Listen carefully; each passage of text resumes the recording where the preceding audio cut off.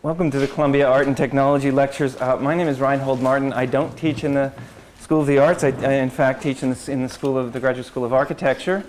But Mark Tribe wasn't able to be here tonight, and he asked me to stand in for him in welcoming your fourth speaker in this series, Manuel Delanda. My sort of opportunity to introduce Manuel is perhaps not entirely incongruous, since he's been teaching with us on the other side of the campus since 1995 in filling the lecture halls with radically philosophical courses on such topics as materials and urbanism. So it's great to sort of cross the way here and have a chance to, in a way, continue the conversation on the other side of the university. Manuel Delanda was born in 1952 in Mexico City and has lived in Manhattan, this is the official part, since 1975. He began his career in the mid-70s as an independent filmmaker, showing his films in cineclubs and museums around the world. In 1980, he strategically acquired an industrial-grade computer and became a programmer and computer artist. We were just hearing about SIGGRAPH, 1982? Yeah, 82, 83. All right. Writing his own software for several years. He has also written, he writes in that sense at many levels, many philosophical essays which have appeared in numerous journals, and he lectures extensively in the United States and Europe on nonlinear dynamics, theories of self-organization, artificial intelligence, and artificial life, among other subjects. He is the author, as you probably know, of the important books War in the Age of Intelligent Machines, 1,000 Years of Nonlinear History, with a great cover, and Intensive Science and Virtual Philosophy. In 2000-2001, Manuel was also a fellow at the Institute for Advanced Studies at Princeton, another kind of interesting combination, if you know that institution. Tonight's lecture will be Deleuze and the use of the genetic algorithm in art. So, and Mark had also just asked me to remind you that the Art and Technology lectures will continue with Ricardo Dominguez on May 12th. And indeed, you'll find video streams of all the lectures in this series online at the website of the Digital Media Center. So please join me in welcoming Manuel Delanda.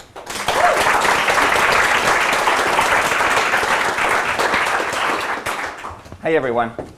The point of this lecture, this is my first class of the second semester at Columbia. I'm going to adapt it a little bit to a new audience.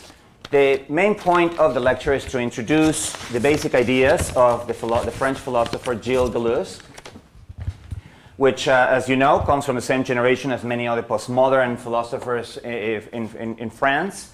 But unlike those postmodern philosophers, Deleuze is a materialist philosopher. To begin with, is someone who believes the world exists independently of our minds, which is more than I can say for most other postmodern philosophers. You know, in most other philosophies that come from the continent of Europe, basically we create the world by cutting it out with language or with concepts, and they concentrate mostly on phenomenology. Deleuze doesn't write one word about phenomenology. He wrote his very first book on Hume, meaning he buys a completely different theory of experience and of sensation, which of course ends up having repercussions in his ideas about art. So his materialism is very timely. It's very good that we finally had a new materialism to replace the old dialectical materialism based on Hegel.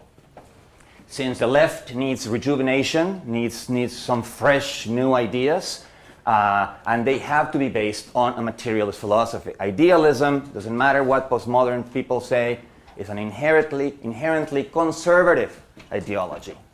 But materialism has demonstrated for many decades now to be a progressive philosophy. The problem is it needs to be based on science.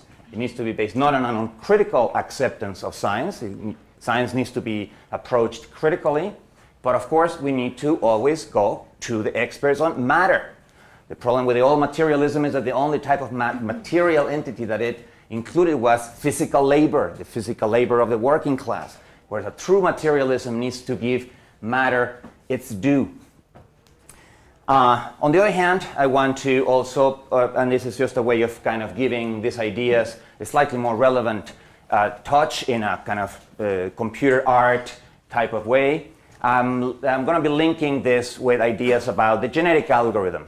The genetic algorithm is basically a piece of software that's relatively old now, it's born in the 1960s, which mimics evolution. It's sort of like virtual evolutionary processes in the computer. Even though it sounds relatively new, it isn't.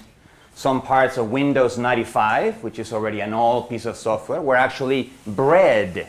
You know, bred like you breed dogs, or like way people breed race horses, bred through successive generations in which the programmer, instead of writing code by hand, was actually just steering the evolution the way in which a dog breeder does.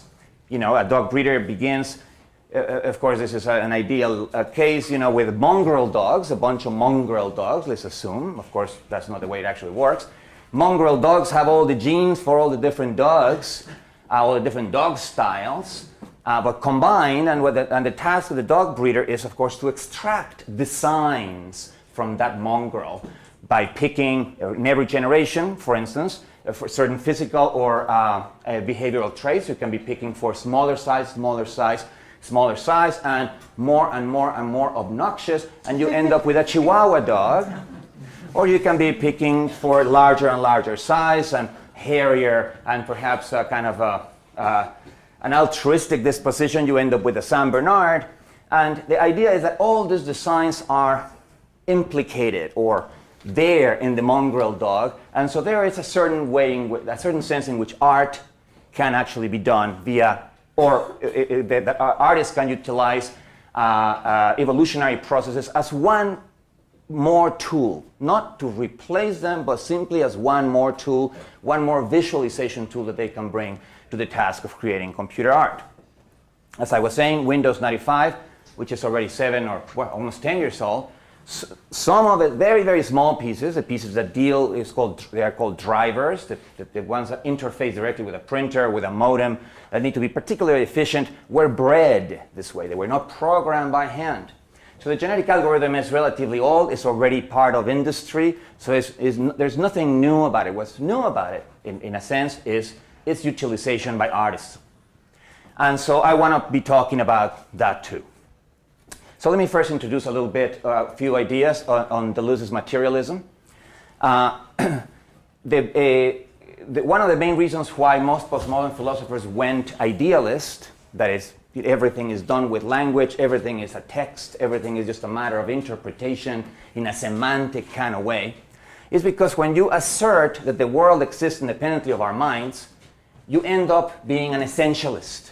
In other words, if you believe that hydrogen atoms exist independently of our minds, that dogs exist independently of our minds, that clouds and mountains exist independently of our minds, what guarantees their identity? What makes them maintain that mind-independent identity? Well, an essence. Hydrogen atoms have an essence, which makes them what they are. Mountains have an essence, mountainhood, which makes them what they are. And so clearly that is unacceptable. That is just to reintroduce a kind of idealism into a fake materialism. No wonder so many people, so many philosophers in the 20th century went idealist. They didn't want to have anything to do with essences. So the novelty of Deleuze is having created a new materialism which gets rid of essences. Basically, essentialism, it has many faces, but one of them is a theory of the genesis of form. This is why it's very important to artists, since artists are involved in the genesis of form, in the processes that give birth to new forms. Essentialism basically says matter and energy are inert. They do not have any morphogenetic capabilities. They cannot give rise to new forms on their own. Forms come from a world of essences or from the mind of God. Creationism is another form of idealism, another form of essentialism. And form begins as a concept in the mind of God, and then it's imposed on this inert matter who can't do anything but just sit there as a command. Let there be light. Let there be animals and plants. Let there be form. Form cannot emerge from matter itself. So Deleuze turns this around and says, what the last 30 years of science in nonlinear dynamics, fractal theory, chaos theory, theories of self-organization and complexity and so on have demonstrated beyond any doubt is that matter is morphogenetically charged, that it has powers of morphogenesis of their own, and that this should somehow alter the position of the artist with respect to his or her materials. The artist can play the role of God, of course, and have an image, a cerebral project, that is, well, this is the form I want to create, then buy more or less domesticated materials like mild steel or other forms of industrial metals which have become almost inert, and then impose that form on that particular, say, sculpture on that particular piece of metal. Or the artist can recognize that materials have powers, creative powers of their own, and enter into a partnership with the materials in the genesis of form. My favorite example here is the architect Frei Otto. Frei Otto is a German architect who worked for a long time in Stuttgart's Institute for Lightweight Structures. He was responsible for the tent light roofs of the Munich Olympics in '68. And the way he designed, because this is before computers, or as computers were coming along, he could have used computer graphics, 3D computer packages to create those beautiful shapes that make his tent-like roofs, but he didn't have access to that. So what he did is he used soap film as one of the most humble materials that you find in your kitchen and your bathroom, to assist him in the calculation of the forms. Soap, because it's morphogenetically pregnant, although does very, very simple things, has already tendencies. It's not inert. Soap film, all you have to do is blow a little bit on it, and a sphere comes out all by itself. You know how hard it is for artists to create real spheres? You know how hard it was for Buckminster Fuller to come up with his geodesics in spherical forms? And soap does it all by itself. All you have to do is blow. Of course, he didn't want a sphere. He wanted tent-like roofs, so he needed to put something of himself. So what he did is basically, I don't know the apparatus he used. I imagine him in slippers and in his bathroom. He took a piece of plywood, put little, he of course was going to design this at scale, smaller scale. He put little wooden sticks where the columns that would eventually hold this tent-like roof would be. Loosely hanging threads attached the tips of the columns to serve as constraints on the soap. Lower this thing into the bathtub, then pulled it out very carefully through the surface so as not to break the soap, and the soap had magically computed the surfaces for him. Because soap tends by itself to minimize surface tension. That is what soap film does. And when you don't constrain it, that minimization, that tendency results in a sphere. But when you do constrain it, it results in a variety of shapes, which are also minimal shapes, which are always beautiful. Now that's an example of an artist entering into a partnership with the materials. He didn't try to come up with the forms in his head and then impose them on a bunch of workers and say, well, now I want this, you have to come up with it. It was a kind of interaction with the materials where he recognized, in fact, he uses the word form finding for his little setups and his little assemblages where he gets materials to do a little bit of the design for him. And in a way, this is what Deleuze has all the time been talking about, not only for art, but in general, for industry, for economics, for sociology. The material aspect of our lives, the material aspects of our cities are meshing with the environment in a more rational, or at least less irrational way. Needs to take into account the flows of genes through generations, the flows of flesh or biomass through food chains, the flows of water, the flows of air. And until we begin to create a partnership with the material world, instead of trying to impose our will, preconceived will on this material world, we are in trouble. So that is basically his materialism. I'm going to give you more details about this. Now, the genetic algorithm. The genetic algorithm is simply, as I said, a simulation of evolution in the computer. It can only be applied, for the same reason, to art done in the computer. So for the rest of this lecture, I'm going to assume that some of you at least utilize the computer. This doesn't mean that the final product needs to be computer graphics or computer music or computer anything. You can be using the computer as an intermediate step to something. Like if you're a choreographer and you are using the computer to, with little stick figures to create some movements and so on, and you're just using them as an intermediate step in the design process of your choreography, that would still count. Or it can be the type of computer artist whose final output is a computer output. But the computer needs to be involved at some point or another. Obviously, otherwise the genetic algorithm would not be applicable. Second, it can only be applied to art in which the artistic element, the design elements, whether the brush strokes in a painting, the notes and motifs and so on in a piece of music, the different bodily movements in a choreography, the different spatial components in a sculpture, are defined in the computer not via clicking with a mouse, which is the way most of us do it, but procedurally. Most programs, Photoshop, Maya, which is a 3D now come with little script writing capabilities. Of course, most of us are, I became a hacker very early on in my life, as the introduction just said. So I learned how to program in the early 80s, but I was forced to do that because my computer that I had just spent my family fortune on didn't do anything. Back then, you couldn't buy software. So I was forced, and I was kicking and screaming, brought into the programming world. But then I realized, after a couple of years of pain, that it was the best thing that could have happened to me, because for the first time I understood process. I understood how the computer can be used to specify processes, how algorithms, which are simply mechanical recipes, can be used to specify a process that in turn generates a particular formal element. This process approach to computer art is now becoming more and more well known, in the sense that the software packages themselves come with these scripting capabilities. Before, you had to click and mouse and click your way through the process. Now you can do it with a mouse or a tablet or whatever other input devices you have, or you can begin to think in terms of process.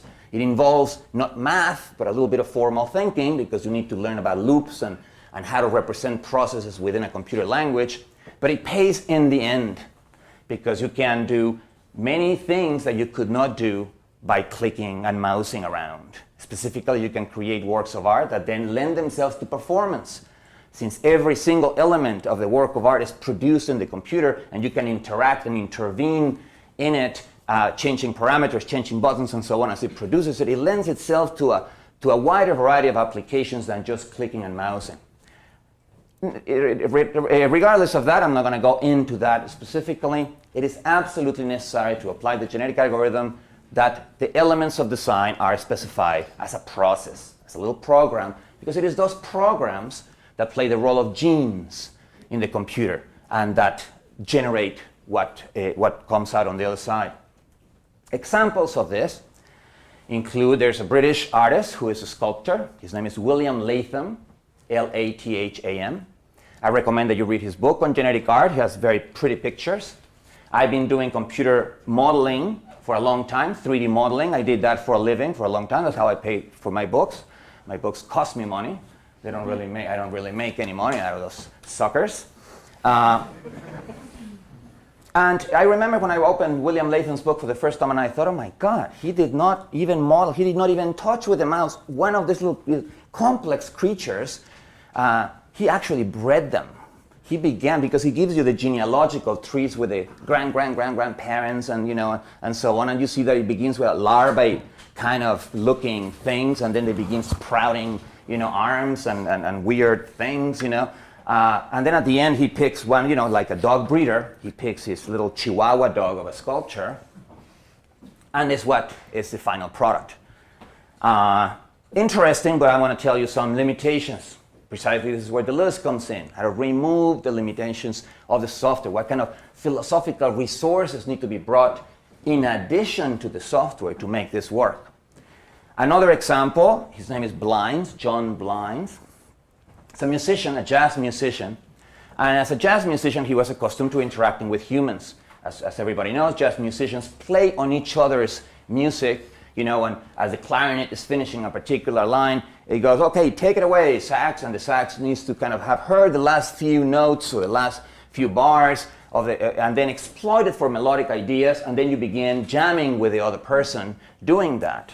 Now, Blinds wanted to do the same thing with a computer. He wanted to travel around jazz clubs, playing with a computer, but he knew that if the computer just played canned melodies, the audience was going to get bored. He was going to get bored. He was going to have absolutely any kind of rapport with the other participant because it was just playing canned music that he himself had put in. So he took a genetic algorithm to breed melodic pieces, melodic lines in real time. The computer is constantly listening to the human performer. His piece of software, by the way, is called Gen Jam, Gen as in genetic, Jam as in a jam session. Gen Jam. Gen Jam now plays in jazz clubs. And it's accepted as a human because he's not bad. He's not a bad player. And the hope, though, that what's interesting is that every single melody that comes out of Gen Jam speakers is bred like a Chihuahua dog. Now, to me, that signals that something new is in the offing here. There's, of course, other artists that have utilized this. There are, in fact, urban planners. John Fraser, a British urban planner, has utilized genetic algorithms to breed proposals for new developments of cities. It can be used at different scales. Again, the most important thing is the elements need to be specified as a process. For sculptors, this is rather simple because everything you create in a CAD system, in a 3D CAD system, is simply a sequence of instructions. So, for instance, you want to create a column. You're an architect and you want to begin creating a fancy column. Well, the first step is to draw the outline of the column. The second step is to spin it, to rotate, to create what is called a surface of revolution, which is now a kind of cylindrical type shape with the shape or the profile that you drew. Then you can make some carvings to give it some, what is called Boolean functions to carve out some decorations in the column. It's a process. It's a sequence of instructions that generates a column. The sequence of instructions can then be stored and become the DNA of the work of art. Of course, there's got to be one for each one of the elements in that particular architectural piece. So software software writers, software creators, the people who sell this stuff, like Photoshop, the parent company of Photoshop and so on, Adobe, I think it's called, are beginning to realize that they need to give artists more power over their software. Otherwise, the software imposes its look on the artist. Everybody has seen stuff that's photoshopped to death. Wired magazine used to be a little bit like that, where you could say, well, I can even see the filters that this guy applied here. I need a sequence of the filters and everything. And that is not good for artists because that constrains you. So learning how to write even simple scripts is a good thing because that you begin to take over the software. You begin to impose now a little bit of your own will on the software instead of some software designer in California or somewhere, telling you what to do. It's hard at first because it's unfamiliar territory, but it pays in the end, believe me. I always tell my students this in the first day of class, or maybe I'm getting a little too pedagogic here. Let's all be hackers, people. Anyway, how do we blend these two things? How do these two things have to do with one another? The neo-materialism of Gilles Deleuze and the genetic algorithm. Well, they have to do with one another because genes out there in nature or even inside our own sperm and eggs count on the fact that matter is active in order to generate all the variety of natural forms that we see around us, plants, animals, insects, microorganisms, and so on. Genes do not specify, the genes are not a representation of the final form, as if it were a blueprint, an iconic representation of what's going to come out. And therefore matter is not as if genes are now like God telling matter what to do, commanding matter to do this or that. Genes piece out a form out of materials which have their own morphogenetic potential. And evolution has been able to do what it has been able to do only and exclusively because of that morphogenetic potential. If it was all up to genes, we would still be all microbes. Complexity can only be teased out of matter in certain ways. And so if that is necessary in nature, it clearly is necessary in the computer. We need to bring certain ideas from neo-materialism, Deleuzian materialism, to the computer for the genetic algorithm to actually perform its job. Deleuze borrows from science 3 forms of thinking, 3 reasoning styles, which I want to call population thinking, intensive thinking, and topological thinking. Each one comes from a different branch of science. The first one comes from evolutionary biology, was created basically population thinking in the 1930s, when the ideas of Darwin and Mendel were for the first time blended together. Intensive thinking comes from thermodynamics, 19th century thermodynamics, as well as 20th century thermodynamics. Topological thinking comes from mathematics.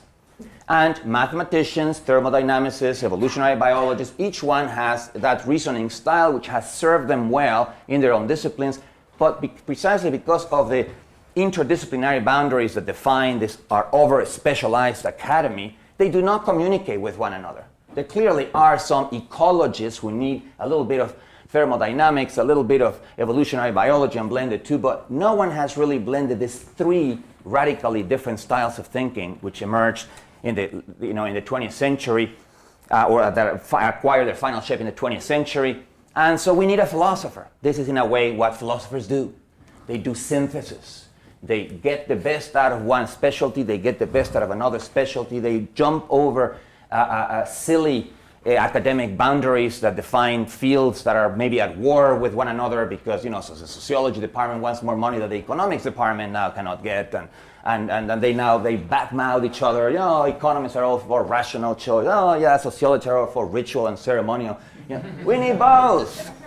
We both make choices and follow routines. So we need sociology, we need economics, and so the same thing goes for the rest of science. So philosophers can bring something new to science, which is a synthesis, revealing something that scientists themselves may not have seen in their own over-specialized blindness.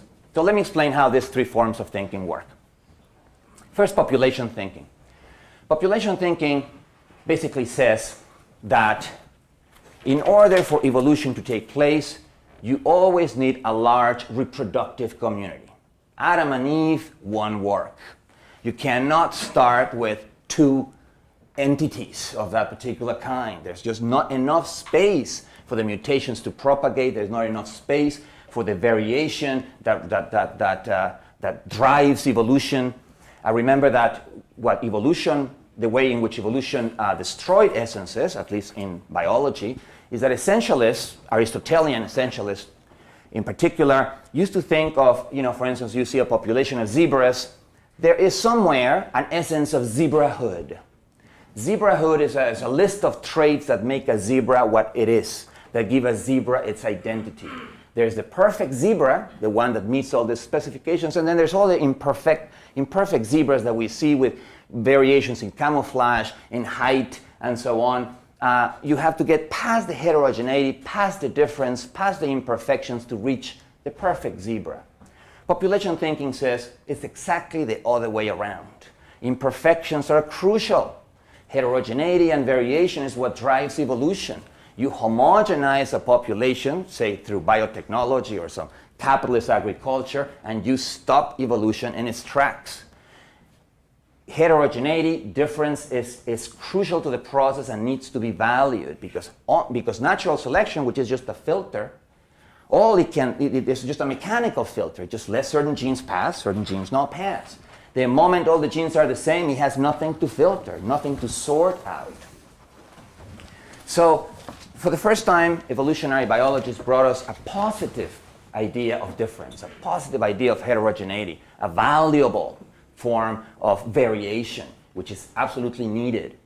And so, population thinking also allows us to go past the cliches of Darwinism in the 19th century, which degenerated into really bad politics with social Darwinism, such as survival of the fittest, or struggle for survival, or things like that, that made it seem as if, a winner takes all, and evolution is all about, shedding blood and nature red in claw and tooth and claw, or something like that.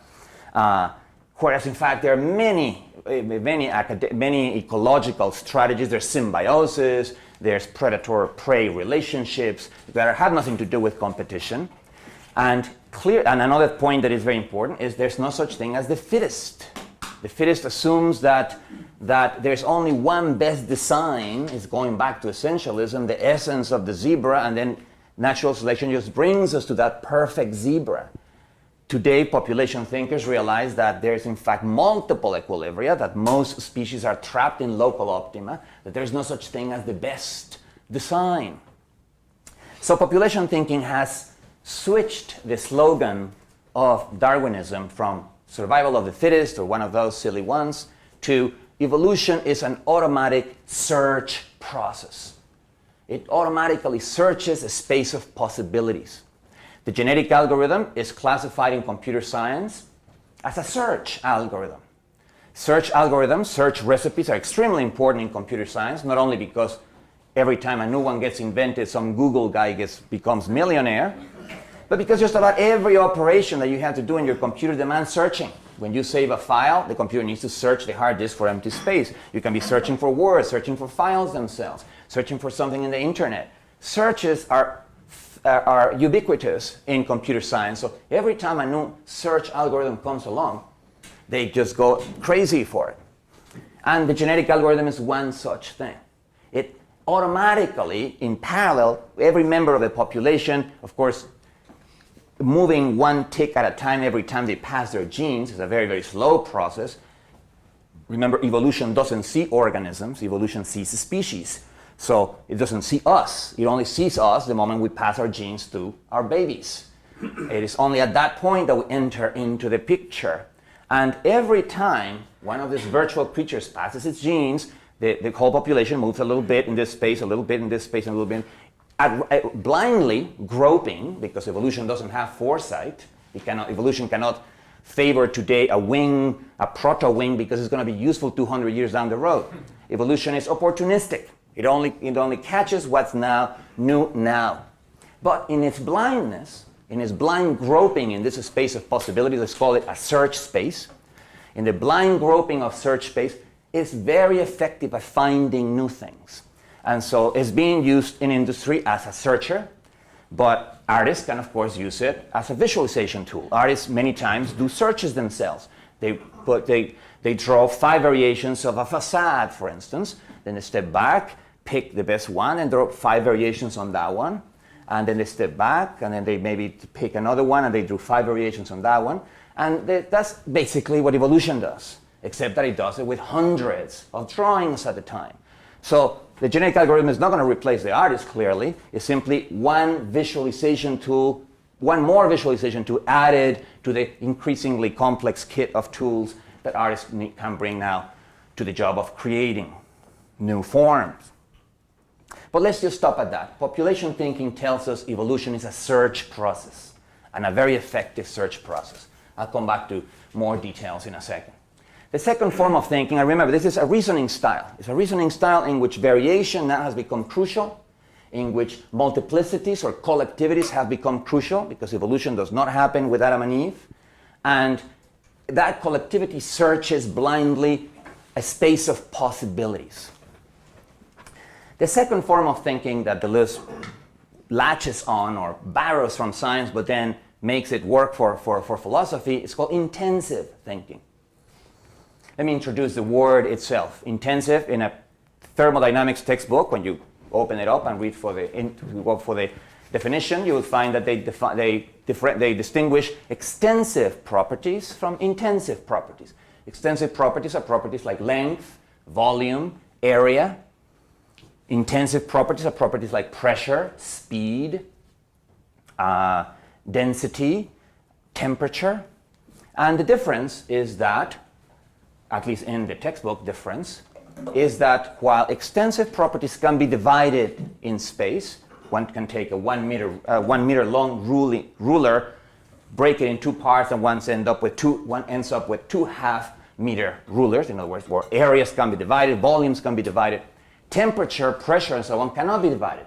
If one takes 1 gallon of water at 90 degrees temperature and divides it into 2, one has 2 half gallons, but they are not 2 half gallons at 45 degrees of temperature. They are 2 half gallons at 90 degrees of temperature. Now, that doesn't sound very exciting, does it? But Deleuze sees more in this. That is the textbook definition. Deleuze sees more in this, and he says, forget about the textbook definition. It's good, but it needs to be extended philosophically. First of all, let's reintroduce the word difference. That's the key word in Deleuzean philosophy. His main book is called Difference and Repetition.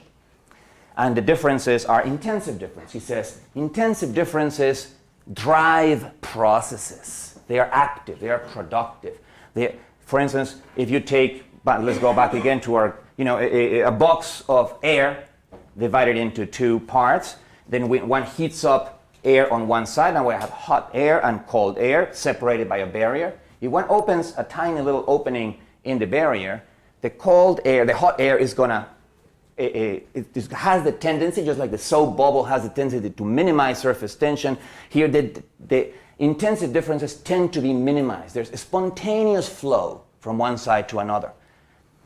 Perhaps the best example to have in your mind as to what an intensive map would be. Imagine a map of Earth which shows the continents with their coastlines and so on. That would be an extensive map. Most maps are extensive.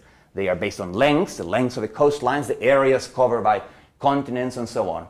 An intensive map is the map you see every night in your meteorological report, when you're checking out the weather. It's a map that has a zone of high pressure and a zone of low pressure. So differences in pressure. A cold front, a warm front, a mass of air moving at this speed, another mass of air moving at another speed. Those intensive maps shows you the coupled system atmosphere-hydrosphere for what it is. A place where process is constantly occurring, where intensive differences move, because you need to see these maps animated, the zones of high pressure moving one direction, the lows moving in another, and the differences in intensity, as long as they don't cancel themselves out, in our case they don't cancel themselves out because we have sun shining on one side of the earth at any one time, keeping those differences alive, will drive processes and will give a birth to form. Those intensive differences give birth to hurricanes and tornadoes, give birth to good weather and bad weather, give birth to different air currents like the jet stream that have their own form and their own dynamics. Whereas extensive properties define final products, define that which is already kind of done and finished. Of course, even the most done and finished thing, like our continents, are in constant process, because underneath us all there are gigantic self-organized lava conveyor belts moving the plates of plate tectonics against one another and making the Himalayas go 1 millimeter a year and having produced the Rockies. All the dramatic landscapes that we see in our travels are actually produced by those gigantic conveyor belts as they move this rock on top of them. But those gigantic conveyor belts are also fueled by differences in intensity, by intensive differences. So this is the second time the word difference appears here. Notice that. It's crucial that intensive differences are there. Notice that an intensive difference the word difference is being used in a different way than, say, when I say this hand is different than this watch, because that is different, but that is a negative use of difference. All I'm saying is that they lack resemblance to one another, that they have no similarities. So it's a negative use of difference. Deleuze wants a positive use of difference. And intensive differences give them the clue. Now, in biology, intensive differences manifest themselves in the process of embryogenesis. As genes, at the moment you have a fertilized egg that's beginning to develop into an embryo, and as the different organs begin to form, of course the genes play a very important role there, directing the process, but most of the process is driven by intensive differences. In this particular case, it's differences in concentration or differences in density in the concentration of certain morphogens, certain chemicals. The chemical would concentrate in a certain part of the embryo, and at that point, a limb would emerge, and then that limb would grow, and another concentrations of intensive concentrations of a chemical, the fingers will sprout out, and so on for every organ, and so and part of the body. So genetic information, with its differences, with its variation, depends on the existence of intensive differences in order to keep the process going. Now, another characteristic of intensive properties, or intensive thinking, that Deleuze mentions a lot, is the fact that intensive properties are always characterized by critical points at which matter spontaneously changes architecture or form. The perfect example here is if you take water as an example and then think of it water as ice, as liquid water, and as vapor. At very specific points of intensity, 0 degrees centigrade, 100 degrees centigrade, water changes spontaneously from one architecture, from one form, from one structure to another. It crystallizes at 0 degrees centigrade, or liquefies, it vaporizes and becomes steam, or remains liquid with all its different possibilities. Then the liquid form has its own line of intensity, defining different regimes of flow at very slow speeds. Liquid water flows in a uniform way. At a critical point of speed, it begins flowing in a wavy or periodic kind of way called convection. At another critical point, it becomes turbulent, and it's eddies within eddies within eddies. It's another spontaneous architecture that emerges. And those critical points of intensity, called phase transitions, are also crucial because they define a lot of things in biology. Animals, for instance, have different gaits. A horse, you can put it in a treadmill and change the speed of the treadmill at very slow speeds. A horse would walk. Then you start, increasing the speed. If you think of the horse as Mr. Ed, it's like all freaked out. It's like, oh, Wilbur, what's happening here? At a critical point of speed, the horse has to switch to trotting. And then at another critical point of speed, Wilbur, it has to break into galloping. Now, walking, trotting, galloping are three modes, three gaits, involve different muscles, and emerge spontaneously after a critical point of intensity. Now, those critical points of intensity are crucial too in the formation of the embryo and its development. Just about every organ is born at a concentration of intensity and branches out or throws up veins and nerve connections and so on, following phase transitions. So DNA depends crucially on the existence of an intensive world, of a world charged with differences, which is active and morphogenetically pregnant, so to speak. Finally, there's topological thinking. Here I need to get a little, more, because it's mathematics. I don't want to start, boring anybody here. But topology, unlike Euclidean geometry, involves a completely different conception of space.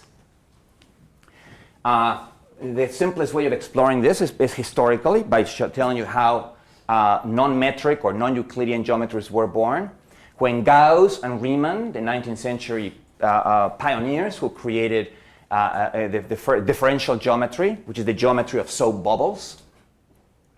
They began with a question of, well, if we have a two-dimensional piece of paper that's bent, following a curve like this, the Cartesian way of thinking about it was, well, you take the two-dimensional surface, you put it in a three-dimensional shoebox, so to speak, with its coordinates, and then you measure the rigid lengths or distances that each point in the surface has from the coordinate system. And for every point in the surface, you gave it an x, y, and z address. That is, the distances from the x-axis, the y-axis, the z-axis.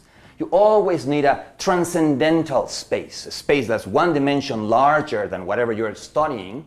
In the case of two dimensions, it's a three-dimensional space, in order to metricize it, in order to divide it, to make it in a way extensive. And Gauss thought, do we really need this? I mean, is there any other way of thinking about space without rigid lengths and definite coordinate systems and grids? Isn't there a better way of thinking about this?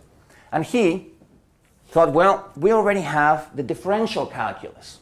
This is the third appearance of the word difference. Differential calculus. Of course, differential calculus triggers panic sweat in everybody after having gone the horrific math classes in high school. I remember I did. You know, I didn't understand what the hell was that supposed to be. How was that relevant to me? I was good at math, I got A's, but I hated my teacher. He was boring, and I'm sure most of you did too. But the differential calculus actually is quite special because it's the most powerful modeling tool in physics. It's used particularly prior to quantum physics and so on. It was the most important way of trying to capture the dynamics of processes, material processes in the world. You know, not to get into a whole thing about the calculus, you know, a hacker is used to black boxing whatever you don't want to talk about. You just hide it and think about what goes as an input, what comes as an output. Forget about how it works. So let's do that. Let's black box it. And the only operator we need is a differentiation operator. It takes as an input a rate of change.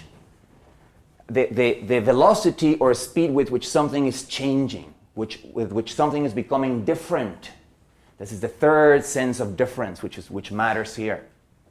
For instance, the rate of change of position relative to time, that's speed, that's velocity. But it can also be, you can be an engineer that's trying to calculate, you're trying to build a dam in a river, you're trying to calculate how much pressure that water is putting on the dam, and so you want to calculate the rate of change of pressure relative to depth, because it will be more, the deeper you get, the more water on top of you have, the more pressure there is. Or it can be any other rate of change. And the black box, the differentiation operator, spits out an instantaneous value for that.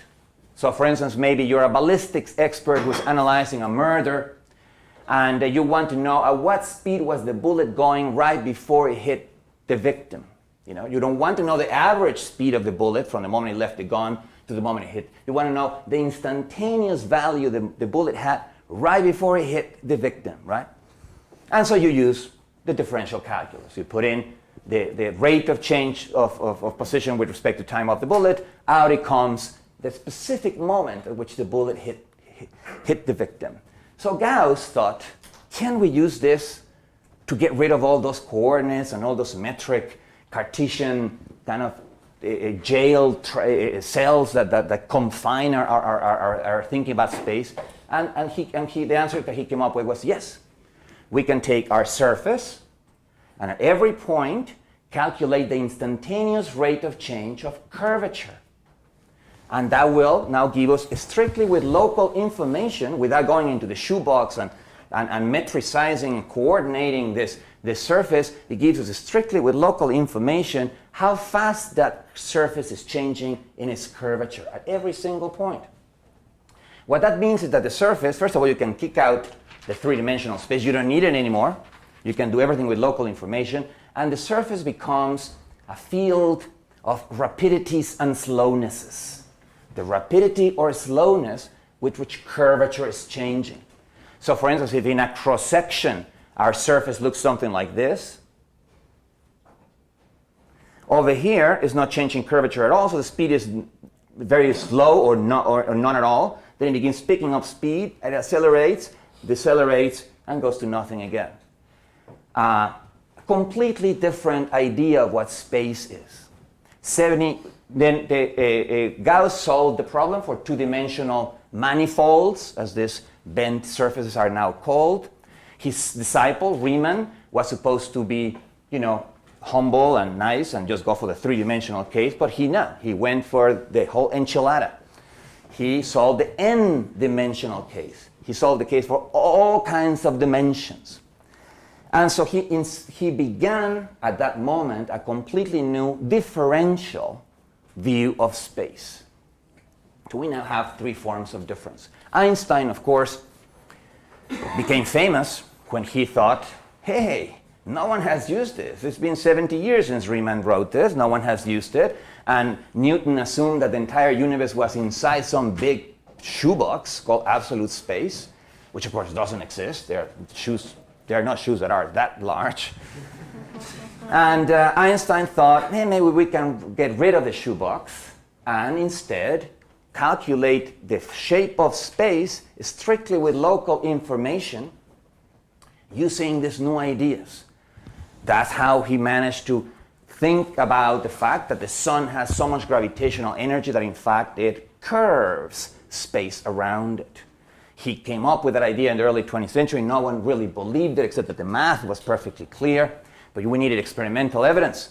The only way of really proving this was, well, there are certain stars that during the day are right behind the sun, but at night they are now in a different position. We can measure the distance between the stars at night, but during the day, the rays of light that come out of the stars and reach our eyes have to pass through the gravitational field of the sun because the sun is in front of them.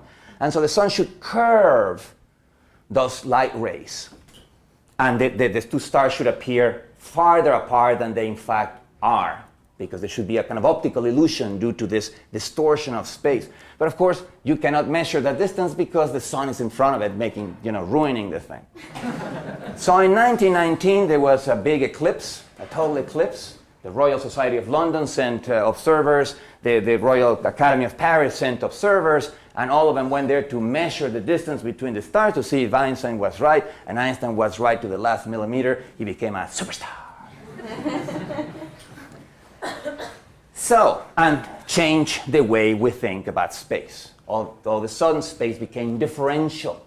Difference, once more, made its entrance into our ways of thinking and created a new way of thinking about space.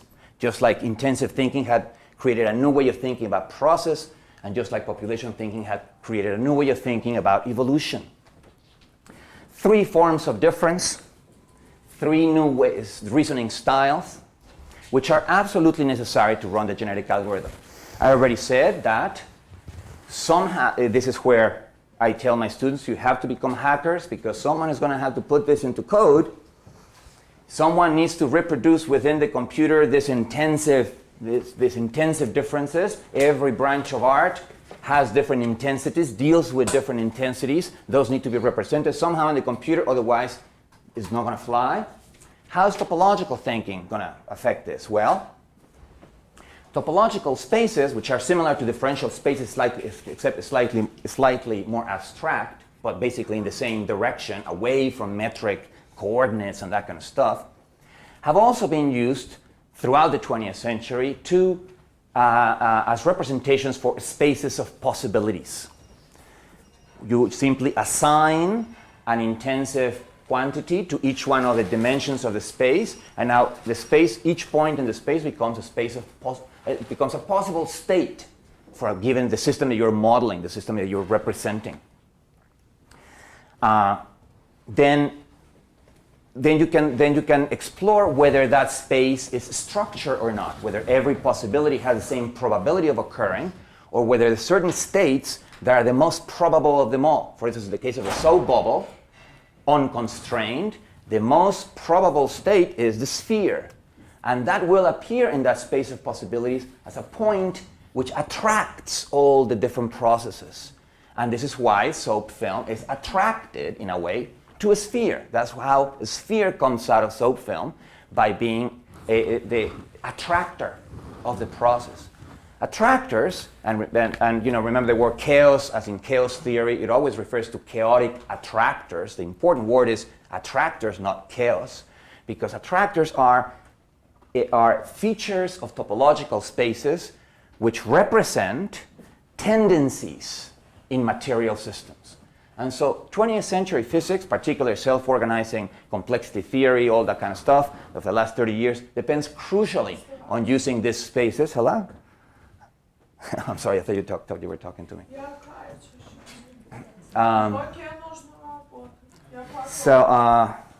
Just a second, let me just get my train of thought back here. So, why is this important? Because the genetic algorithm is a search algorithm. It's a search algorithm which explores a space of possibilities. So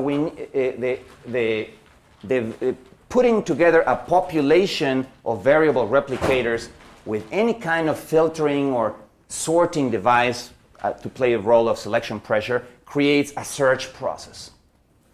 But what is that process searching? Well, it's searching a space of possibilities. But how can we represent to ourselves that space of possibilities? Well, with topological spaces. Let me give you an example. Biologists speak, they use the word phylum. Phylum is basically one more division in the tree of life. The tree of life begins by dividing into animals and plants, then that's the first kingdom, that's the first division, and the next division down is called a phylum. We as vertebrates belong to the phylum Chordata. But besides that, phylum tends to refer to an abstract body map. A body map that can be stretched and bent and folded during embryological processes to yield a giraffe, or it can bend and fold and stretch to yield a rhinoceros. It can be bent and fold and pocketed and then to give a kangaroo, and so on for every single vertebrate. All kinds of designs come out of that space. So the space is rich with possibilities. And of course, the abstract vertebrate cannot be defined metrically, because if you define it in terms of lengths, the neck, for instance, would have to be defined as a rigid length, and then you would not be able to get to stretch it to get the giraffe, or shrink it to get the rhinoceros. The limb of the phylum of this topological vertebrate, let's call them, the limb cannot have any definition of lengths or anything. It's just the connectivity, how the bones are connected to one another. But that abstract limb or topological limb needs to be such that the genes can, the moment they get to the fingers, they can repress this finger from coming out, leave this one hanging, and end up with a hoof, as in a horse. Or they can prolong the lengthening of the finger process and end up with something that cannot grasp things anymore, but that can serve as a wing. Or it can stop the growth at a certain length and end up with a hand and its opposable thumb. A vertebrate limb has to have all those possibilities, at least in the body map of the phylum. So the idea would be to use topological spaces as spaces of possibilities to represent a phylum. And that would explain why the first artists that began using the genetic algorithm, such as William Latham, seem to run out of shapes right away. You know, you open the book of William Latham, it's very impressive. You see the generations, you see the genealogical tree showing you how the thing evolved, but then you begin to get the feeling that he's running out of shapes, that he's not finding new shapes, that the search space is too small. And of course, the search space of the vertebrate phylum, or the phylum Chordata, is gigantic. And it can leave entire areas unexplored during, in the Triassic and Jurassic periods and so on. When reptiles dominated, they had all this incredible variety of designs, velociraptors and T-Rex and so on. And mammals were a bunch of hairy rat-like creatures that, if a Martian would have come to Earth, he would say, well, I don't give them any future, man. Reptiles are the ones who rule here. Look at those ugly rats, man. Then all of a sudden, a meteorite comes in, wipes all those ugly reptiles, opens up all these niches in ecosystems for mammals to begin differentiating and begin to become, everything from whales and dolphins to bats and rats and dogs and chihuahuas and so on. An incredible explosion of designs once the space is open. So space, in fact, we have not exhausted it. We don't even know how many other designs are in that space of possibilities. So an artist, using the genetic algorithm, needs to bring topological thinking in order to design search spaces. Part of what he or she loses in terms of designing the final product, because now that is done evolutionarily, it gets recovered back in the process of designing the very spaces of possibilities that evolution searches. Of course, we have not yet had textbooks on principles of topological design, but someone should write the book, because that is one of the futures of software, is to begin training us to begin thinking non-metrically, to begin thinking in these different forms, in order to invent the spaces of possibilities, and then, unleash the genetic algorithm to search it for us while we are asleep, maybe, so that when we wake up in the morning, we can, oh my God, did I do that? I'm good. At any rate, it's time for me to conclude. And so what I want to say in conclusion is the neo-materialism that Deleuze has proposed, based on these three modes of thinking, is drastically different from the one that we need to leave behind, the one that informs Marxism and that it has informed the thinking by the left the last 150 years. I cannot give you all the economic and sociological and historical consequences of this. You can read that in my book, 1,000 Years of Nonlinear History, 1698, at a bookstore near you. But there are many consequences, political consequences of thinking like that. Because you need to start bringing the environment. You need to start bringing the intensive processes that occur with or without us, but that we need to watch out, because changing the temperature of the planet, for instance, the way we're thinking, we are right now warming the earth, increasing an intensive property without really caring what all kinds of phase transitions that can happen. How our epidemics are going to begin stretching their, a certain malaria, which right now sticks around only in tropical areas. As things get hotter, well, malaria is also going to expand. There's going to be all kinds of phase transitions that we don't know because we don't care, or apparently, at least our governments don't care, precisely because we think in extensive terms. We don't think in terms of critical points that can be reached, and then they are irreversible. Unless we begin to change our way of thinking in intensive ways, we're not going to be able to do that. But also topological thinking and population thinking are very important in ways that I cannot go into detail here. So what Deleuze has done is liberated materialism from what was basically an a priori process, dialectics, invented by Hegel. I admire Hegel because he was gutsy. You had to give it to him when you read the books, someone who believed in his own ideas so much as to dialectically generate all the concepts in a book in a way that almost reminds you of morphogenesis is admirable. Unfortunately, it's not true. And so you can respect it as a piece of philosophical architecture that happens to have a beautiful, monumental shape, and at the same time, you say, well, it's history. We need something new, something that connects with science, but at the same time, that does not make us slaves to science, that allows to take scientific concepts, just like I just did, go past the textbook definitions, which is all that scientists need, derive all the real consequences of this reasoning style, and then apply them in our own philosophical thinking. I believe that it's only with the injection of this new materialism that the left will be rejuvenated. I have great hopes for it. Once we, of course, rid Gilles Deleuze of his crazy terminology, because one of the obstacles of reading Deleuze is that he doesn't think that everything I just said is complex enough. He has to add different terms for every chapter, just to confuse the hell out of us. He probably thought, well, I'm reading Spinoza, which is a 400-year philosopher. I'm reading Leibniz, which is a 300-year philosopher. They can wait for me 200. I don't have 200 years. I want my Deleuze now, and I want it clean and depostmodernized. And so if we can manage to do that, and this is something that is very experimental and where artists as a collective need to also be part of the process, we might be able to create a new materialism that would inject new youth into the old left. Thank you very much.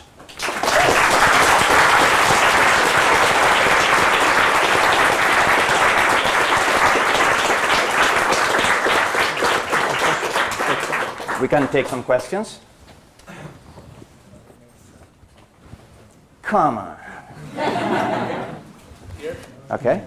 Yeah, you looked at art just in terms of form, right? But it's much more than form. It's like when you could draw it like in terms of the brushstroke, how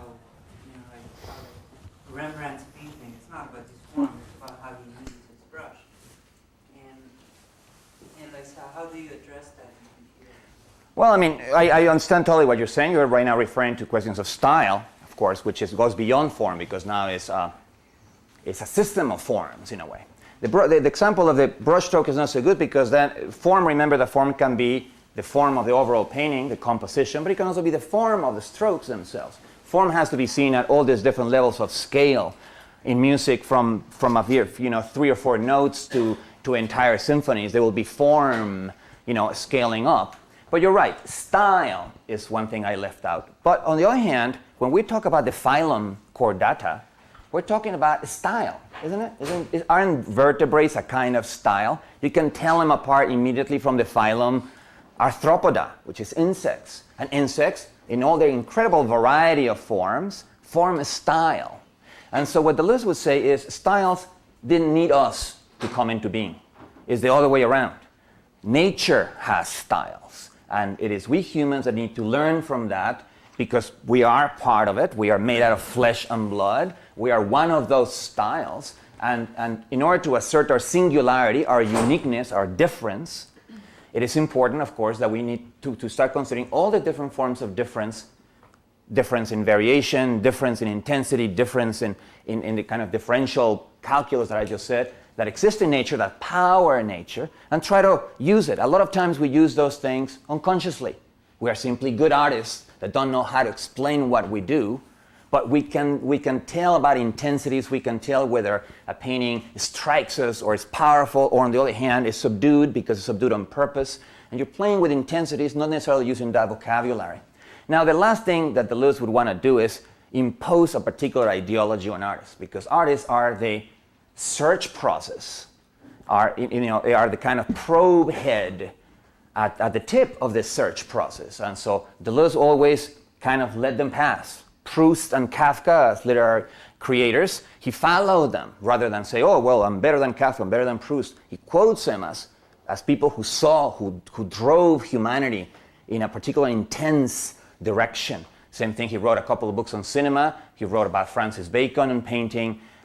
He writes quite a bit about music in A Thousand Plateaus with Félix Guattari. So for him, artists are the kind of cutting edge of this process. What he would want is that when artists begin to talk about their art, that they would have a better vocabulary. Instead of deconstructing things, when many things, the word deconstruction, they don't even know what it means.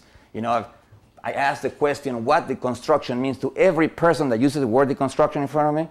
No one has been able to define it. What does that tell you? And of course, I was at the dentist the other day opening a Cosmo magazine. I don't normally read that, but I thought I may answer the questionnaire. I was at the dentist, for God's sake. And there he was, deconstructing lipstick. Great. So what Deleuze would want us to do is, yes, do art, but the moment you start talking about your art, don't go hide behind those funky words. Use words that mean something. Because the last thing we want artists to be doing is giving us these pseudo-explanations of their art casted in the latest terminology. I saw a hand somewhere, yeah? It seems that we as a species are in a place in history to be able to some degree, or to a large degree, edit and control what genetic mutations we're willing to accept, or in most cases than not, deny, I would say, such as Siamese twins or any other number of diseases and so on and so forth. And I'm interested in what your thoughts are on that and how that... Well, I mean, you're absolutely right. We are right now at a point in history where we have access to secrets we don't know or are responsible to handle. Let me just give it to you, to put it this way. What makes a species, besides natural selection, is what is called reproductive isolation. The moment two reproductive communities that used to be one community get separated for whatever reason, a river changed course and now passes in between them, and they eventually begin to diverge and they cannot mate with one another. Imagine here the perfect example is horses and donkeys. Horses and donkeys can mate mechanically. They can, hump. They can actually, the eggs and the sperms are compatible, but the result is a mule which is sterile, and therefore the genes won't go through there. They are reproductively isolated. We are reproductively isolated from chimpanzees in a much harsher way. The sperm won't even fertilize the egg. And we're reproductively isolated from whales in an even greater sense, mechanically won't even work. So reproductive isolation is what gives a species its enduring historical identity. But it is, precisely because it's not an essence, it's a contingent barrier. It's something that is there, and it can be very harsh, but it is breachable, because it's a historically contingent thing. All species are individuals in the same way in which we are individuals. Once we kill zebras, when we drive them to extinction, there won't be any more zebras, which has an ethical connotation much greater than if there was a zebrahood out there, because then we can kill all the zebras, but then zebrahood will come back. Because there's no zebrahood, they won't come back. Now, the fact that the barrier is historical means that we, with biotechnology, can breach it. As we speak, there is a factory in upstate New York which is trying to manufacture spider silk. Spider silk Spiders make 9 different types of silk, depending on whether some part for the structural aspects of the spider web, others to capture insects. One particular type of silk is so strong that it's stronger than Kevlar. Kevlar is the material they use to make bulletproof vests. And so the scientists are trying to produce spider silk, right? But spiders, because they're predators, unlike silkworms, don't allow themselves to be domesticated. You know, put 200 spiders, come on, produce some silk. And they won't do it. So what did they do? Well, they figure out the protein that makes this chains that we call spider silk. Then they figure out the genetic code of it. They found the gene in the spider. They took that gene and implanted it into a goat, right? Now, when I first heard about this, I thought that the result was going to be spider goat. You know, a goat dressed in blue and red going, bah, bah. But no, nothing as exciting as that. On the other hand, what's happening here is that the goats, these genetically engineered goats, express that protein, but of course they don't have any use for spider silk, so they kind of excrete it in their milk. And then it is a factory that actually exists right now as we speak, right? They take the milk, they separate the milky part from the other stuff, and then they extrude it through tiny little pores to create spider silk. Now it all seems like, oh wow, another triumph for humanity. Well, let's wait and see. We don't know what happens when you begin breaching these historically contingent barriers, but that are there not for a purpose, but in a complex arrangement of things. You begin fooling around with this, you know. And of course, it's just a matter of time before genetic engineering begins being applied to humans. It's going to be illegal for a long time, but then tattoos are illegal, you know, and all kinds of cosmetic changes that you can make to your body are illegal, and yet that doesn't stop people from doing it, right? Today we have people who go to Star Trek conventions, you know, and then they learn how to speak Klingon, and they teach their kids how to speak Klingon. And one day those guys may want rhino genes in their forehead because they think, you know, Klingon rhino kind of foreheads are very cool. And I'll bet you they're going to find someone who's going to do it illegally. So our own barriers are not safe. And what's going to happen once we start fooling around with those things, we don't know. This is probably another reason why genetic algorithms could be useful, because they could allow us to begin visualizing prior to that Klingon future what would happen once we begin transplanting rhinoceros genes into our foreheads. Another question, yes? I would like to know if you see any similarity between Deleuze philosophy and Buddhism, because in Buddhism there's a non-duality. It goes beyond the elected, and it has the Indra's net, which has a lot to do with genetic change. Absolutely, and in fact Deleuze mentions Zen Buddhism as one particular branch several times in his writings as the one religion that would be the most compatible with what he's talking about. And not only Deleuze, there is a person, his name is Francisco Varela, who began as a cognitive scientist, neuroscientist, and began to apply these ideas about self-organization to the tribes of neurons, to the insect colonies, so to speak, that inhabit our brain, and self-organize into thoughts and images and feelings. And he was a Buddhist. He died recently, but he obviously found that there was a very direct connection between certain meditation techniques and certain uses of your body, in which you use your breathing rhythms to pulse certain other rhythms and then focus the mind in certain ways to experience precisely the topological, that which is non-metric, you know, which the patterns in nature which go beyond the actual products and inform the process that create products. So I myself am a little bit more, because, you know, I come from Mexico, very Catholic kind of country, you know, with very bloody Jesus Christ and so on. And somehow, you know, religion has always been one of those things I want to get away from. But if there was one religion that I would respect, or that I would find compatible with this materialism, would be Buddhism, certainly. Yes, I'm sorry, I'll get back to you. Yes, this is another parallel that I was noticing, but it's quite different. And it's also interesting that it comes from the political right. That's Hayek. Hayek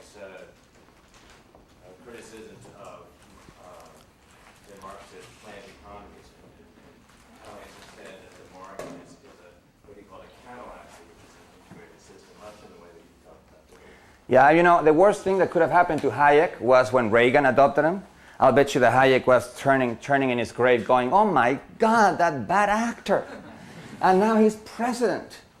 I'll tell you how that connects with that. I believe that Hayek is right in talking about markets as self-organizing things. What he was wrong about is to think that corporations belong to the market. I've written plenty about this. I have many essays that you can get from the net. Just type Delanda and economics, and there's at least 20. I call them anti-markets precisely because they are more like bureaucracies than they are like markets. Any product that you find in your house that's not produced by a small producer in a real competitive situation with hundreds and hundreds of people competing is produced in a corporation which is closer to the central planning of a socialist state than it is to anything that Hayek ever talked about. There are very few areas of the world today that actually display economic self-organization. I can name them with my one hand, even with a horse's hand. There's Italy, that region in Italy between Milan and Venice called Emilia Romagna. You know, cities are Modena, Bologna. It's about 30,000 small businesses competing against each other. It's capitalist, make no mistake about that, but small because they are driven by designers. And they know that the moment you bring managers and accountants and a hierarchy and you become a joint stock company and so on, the designers are the last ones to have a say in how the companies run. So here we have 20,000, this is a figure that I got from, you know, it might have changed, but several thousand small businesses that do design. You know, the Italians, how good they design. In this particular region, they do textile design, ceramics, but also industrial design. They design machines. And it has a completely different dynamics. You know, you still have bosses and workers, but because the typical size of a factory is 100 people, of a firm is 100 people, a motivated worker who is also a designer can become his or her own boss. The moment this firm grows too large, it splits into two, and there's much less barriers to entry for workers to becoming bosses. So there's a lot more social mobility.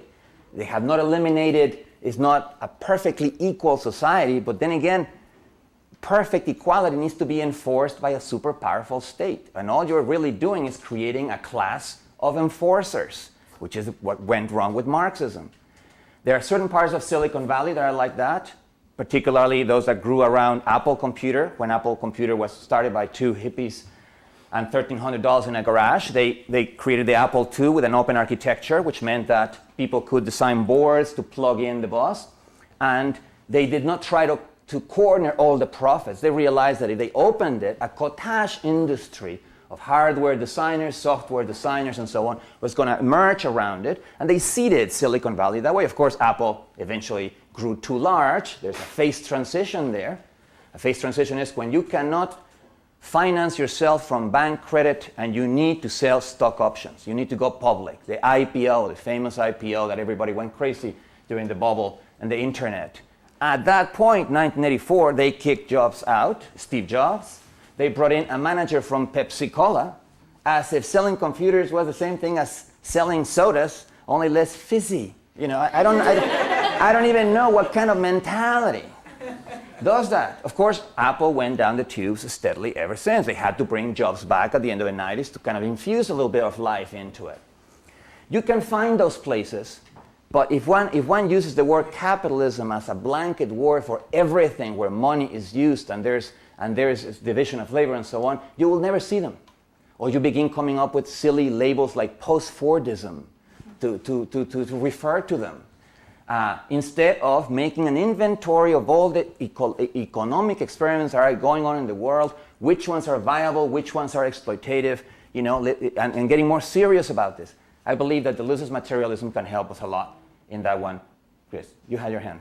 Yeah. Well, I found there's a potential contradiction for the form finding process.